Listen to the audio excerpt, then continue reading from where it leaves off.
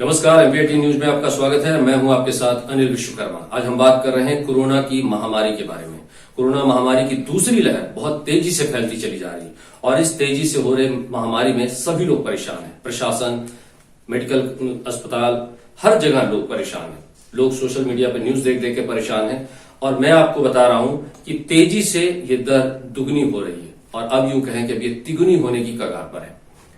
आज पूरे देश में 1,61,736 नए मामले सामने आए हैं।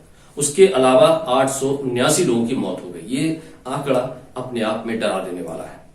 जब लोगों से हमारी टीम ने बात की तो उन्होंने कहा कि ऐसे बहुत सारे लोग हैं जिन्होंने कहा कि कोरोना की लड़ाई अब क्या भगवान भरोसे है। उसमें 68% लोगों ने यह कहा कि हाँ, कोरोना की लड़ाई अब भगवान भरोसे है, यानी कि अब हम अपनी तरह से लड़ाई लड़ रहे हैं। अस्पताल में जगह नहीं है, बेड नहीं है, इंजेक्शन नहीं है, दवाइयां नहीं है, ऑक्सीजन नहीं है, इस सब चीजें की कमी हो रही। इसी बीच देश में 3 ऐसे बड़े राज्य हैं जिनमें से है महाराष्ट्र, उत्तर प्रदेश और छत्तीसगढ़। महाराष्ट्र पहले नंबर पे है, छत्तीसगढ़ दूसरे नंबर पे है और उत्तर प्रदेश तीसरे नंबर पे, जहां पर कोरोना संक्रमण बहुत तेजी से फैल रहा है।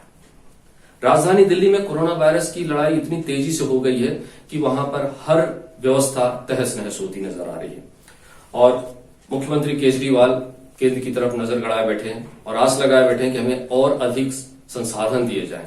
इसी तरह उद्धव ठाकरे महाराष्ट्र के मुख्यमंत्री लगातार चर्चा कर रहे हैं और उनको ये समझ में नहीं आ रहा है कि अब हम लॉकडाउन कर दें या न कर दें। मेरे ख्याल से कुछ समय बाद लॉकडाउन होने की स्थिति है। अब 1 लाख ऐसे मरीज नहीं मिल रहे हैं। अब 1.5 लाख के ऊपर, यानी कि हम 2 लाख के मुहाने पर आकर खड़े हो गए हैं। इस तरह से मरीज हमको मिल रहे हैं। एक और बात बताऊं मैं कि मुख्यमंत्री शिवराज सिंह चौहान, मध्य प्रदेश के मुख्यमंत्री शिवराज सिंह चौहान से जब बात की गई तो उन्होंने कहा कि केंद्र से हम लगातार संपर्क में हैं और स्थिति पर नियंत्रण रखने की कोशिश कर रहे हैं। 5 दिन में उन्होंने कहा कि हम 5700 बेड दे चुके हैं। शमशान घाटों में जो भीड़ की स्थिति है उस पर उन्होंने चुप्पी साध ली। साथ में कोरोना केस तेजी से बढ़ रहे हैं, इस बात से उन्होंने इंकार नहीं किया। यह भी कहा कि मध्य प्रदेश में ऑक्सीजन की कमी नहीं है, इंजेक्शन की कमी नहीं है, दवाइयों की कमी नहीं है, अस्पताल में बेड बढ़ाए जा रहे हैं, अस्पतालों में पैरामेडिकल स्टाफ बढ़ाया जा रहा है, डॉक्टर्स बढ़ाए जा रहे हैं और हम किसी प्रकार की कोताही नहीं बरतेंगे।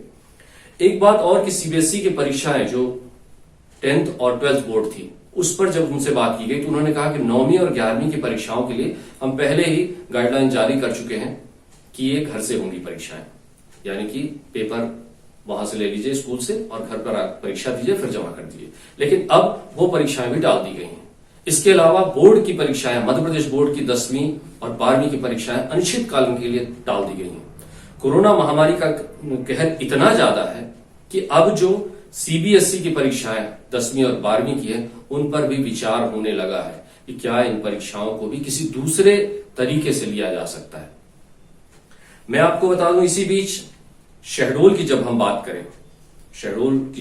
कर रहे हैं उस समय इसी बीच कोरोना महामारी के इसी सब उहापोह के बीच नए कमिश्नर राजीव शर्मा ने पदभार ग्रहण कर लिया और पदभार ग्रहण करते ही कोरोना गाइडलाइन की समीक्षा करने चले गए।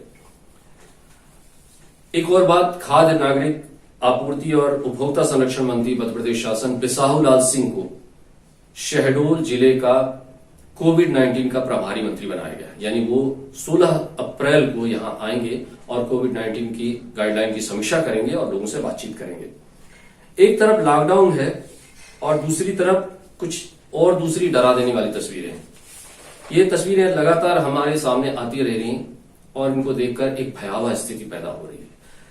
इसी बीच मैं आपको बता दूं कि एक ग्रामीण जो सड़क पर दूध बेच रहा था, आज की घटना है, एक ग्रामीण सड़क पर दूध बेच रहा था, उससे कोविड गाइडलाइन का पालन नहीं करने के नाम से रेड क्रॉस द्वारा 200 रुपए का चालान काट दिया गया।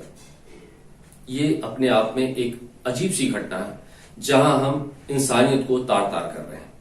दूसरी घटना शहडोल के सब्जी मंडी, कोतमा में भी यही हाल हुआ था। शहडोल की सब्जी मंडी में व्यापारियों ने खुलेआम सब्जी बेचना शुरू कर दिया। काफी मशक्कत के बाद एएसपी और डीएसपी वहां गए और लोगों को समझाइश दी। उसके बाद जाकर ये मामला थमा और वहां से लोग हटे। लेकिन हमारे लोग, हम और आप, हमारी जिम्मेदारी क्या है? हम भी सब्जी खरीदने निकल गए झोला लेकर निकल गए बाहर और जाकर वहां पर सब्जी खरीदने लगे, भीड़ बना ली, सोशल डिस्टेंसिंग का पालन नहीं किया। हालांकि सभी ने मास्क पहना हुआ था, लेकिन सोशल डिस्टेंसिंग का किसी ने पालन नहीं किया। 2 दिनों में शहडोल की स्थिति की बात कर रहा हूं, 2 दिनों में 9 लोगों की मौत हो गई, जिसमें 15 वर्षीय एक बालिका भी है। ये आंकड़ा सरकारी आंकड़ा है, पर इसके अलावा भी बहुत कुछ है जो जानकारी अब हमें नहीं दी जा रही है। मेडिकल कॉलेज में स्टाफ की कमी है, ये बात सभी स्वीकार रहे, लगातार कमी हो जा रही है। इतना सब कुछ होता जा रहा है, उस बीच माफिया जो है अपना काम कर रहे हैं, रेत माफिया अपना काम कर रहे हैं। अवैध रेत उत्खनन हो रहा है, जिसमें भटगवा रेत खदान और लोड़ी रेत खदान में आज अवैध उत्खनन की सूचना मिली। हम आप इन सब बातों को जब हम एक साथ जोड़ते हैं तो हमें यह लगता है कि हम और आप भी इंसान हैं, वो प्रशासन का बंदा भी इंसान है, राज्य के लोग भी इंसान हैं। दिन रात पुलिस आपकी चहलकदमी करके दिन रात पहरा देकर अपने आप को जोखिम में डालकर आपकी सुरक्षा कर रही है, और आप हैं कि बेवजह सड़कों पर घूमते नजर आ रहे हैं, ऐसे उटपटांग काम कर रहे हैं। तो मेरी आपसे सबसे अपील है, कोरोना महामारी से डरिए। अब वो समय बीत गया है जब हम कोरोना महामारी को लेकर एक कयास लगाते थे। अब कयासों की बारी नहीं है, अब हमें सावधान रहने की जरूरत है। सावधान रहिए, सुरक्षित रहिए, सोशल डिस्टेंसिंग का पालन करिए, मास्क पहनिए, अपने हाथों को लगातार सैनिटाइज करते रहिए, साबुन से धोते रहिए, हर चीज पर नजर बनाए रखिए। ये महामारी इतनी जल्दी जाने वाली नहीं है, हमारी आपकी दूरी ही सबसे बड़ी जीत है। मेरी आप सबसे अपील है, ये जो समाचार मैंने आपको दिया है इस पर ध्यान रखिए और घरों से अनावश्यक बाहर न निकले। कोरोना महामारी से बचने का सिर्फ एक ही तरीका है। धन्यवाद।